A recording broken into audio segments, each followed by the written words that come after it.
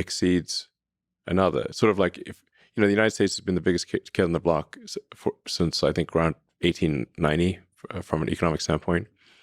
So the United States has been the most powerful economic engine in the world longer than anyone's been alive. And the foundation of war is economics. So now we have a situation in the case of China where the economy is likely to be 2, perhaps 3 times larger than that of the U.S. So imagine you're the biggest kid on the block for as long as anyone can remember, and suddenly a kid comes along who's twice your size.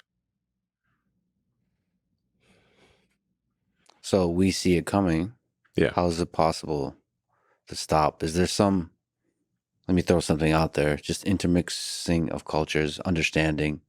There does seem to be what are some things about China that people don't understand, positive, just in the culture? What's some interesting things that you've learned about the Chinese?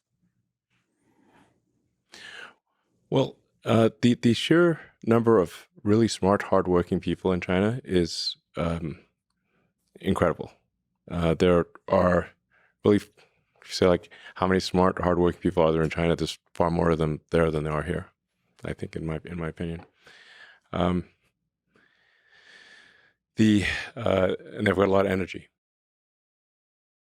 So, I mean, the architecture in China that's in recent years is far more impressive than the U.S. I mean, the train stations, the buildings, the high-speed rail, everything. It's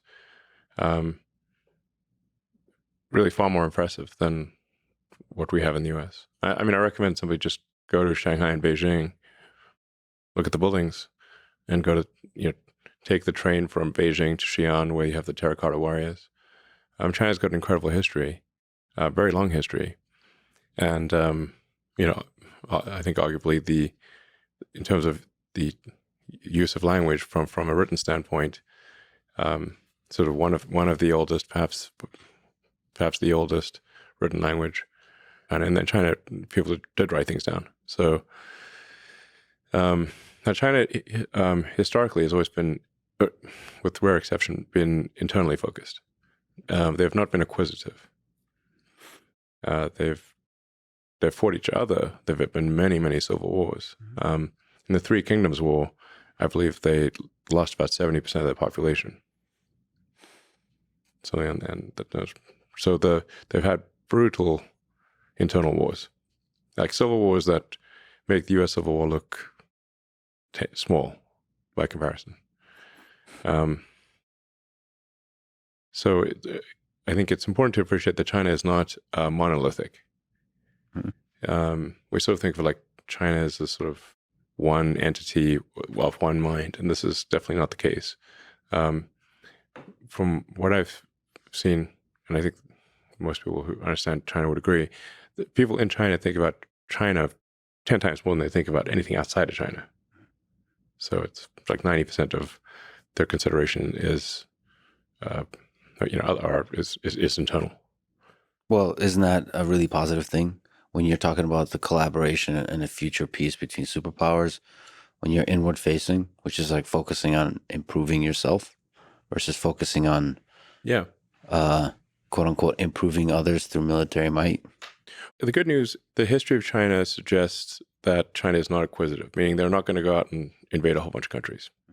Now they do feel very strongly, so that's good. I mean, because a lot of very powerful countries have been acquisitive.